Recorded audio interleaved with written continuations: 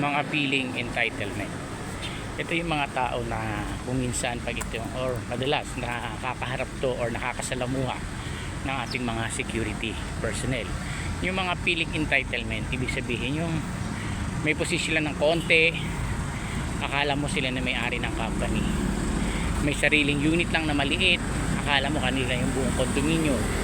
Yan kumbaga hindi natin mapiplease. Kaya lagi ko sinasabi sa mga security personnel namin na pag maraming pasaway, maraming violators, magpapasalamat tayo. Bakit? Kasi may trabaho tayo mga security. Subukan mo na ang mga tao sobrang babait niyan, hindi mga violators, talagang sumusunod. Are you sure magbo-boom ang security industry? Gagastos ba ng mga milyon-milyon ang mga kumpanya kung sasayangin lang dahil paano pa babait naman at marunong itong mga sumunod ang mga tao or mga empleyado. Kaya nga, pag kami mga ganun, ang laging iisipin na lang natin, salamat may trabaho. Not to the point na gusto natin mangyari ng mangyari. Kasi nangyayari talaga hindi natin mapiplis yan. Marami yan sila. Di ba? Kumbaga, ang isipin na lang natin, parte ng trabaho ko to. Ngayon, ang mangyari siya, ano yung reaction mo dun sa gagawin niya? Kasi hindi natin makokontrol yung mga tao na yan. Hindi natin makokontrol yan. Hindi nyo kayang diktahan yan.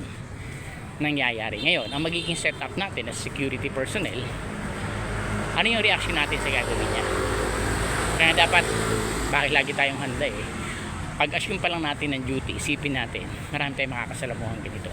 Ihahanda natin. Hindi natin pinagpipray yun Ibig sabihin bilang guard, nagne-negative tayo, not to the point, yung gusto nating mangyari. Hindi. Kumbaga, hinahanda natin yung sarili natin. Kasi talaga naman nangyayari. Diba? So, ano yung gagawin natin pag may mga ganyan? So, gawin lang natin, ano yung protocol? Kasi magbe-base pa rin sa policy yan sa protocol, house rules ng company, ng mga condominiums, doon na tayo magbe-base.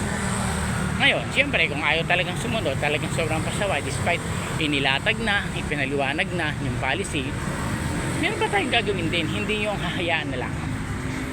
Dahil kung sinasabi, gasgas na yan Geo number 9. Diba? To call the superior officer in any case not covered by instruction. For sure, may officer kayo. Endorse natin. Kailangan kasi yung pakikisalamuhan natin, yung pakikipag-usap natin doon sa ating mga visitors, tenant or client man yan, kailangan maayos. Hindi, sabi ko lagi sinasabi, di ba? Be firm to your policy, but not rude. Hindi tayo dapat maangas, may kapastusan. Dapat maximum tolerance. Ganun pa din. Kasi ang dami niyan makakaharap ninyo. Lalo pag sa mga condominium kayo na-assign, sa mga commercial building. Napakadami nila. Kaya lang, ang aanhin natin dyan, nature na ng trabaho natin na makasalamuhay. Kaya nga dapat ang guard, mahaba talaga ang PC. Hindi pwede kang pikon.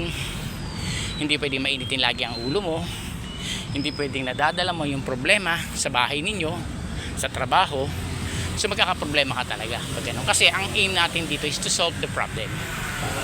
Diba? Kung may problema na i-solve natin, pero you have to find the problem. Paano yun?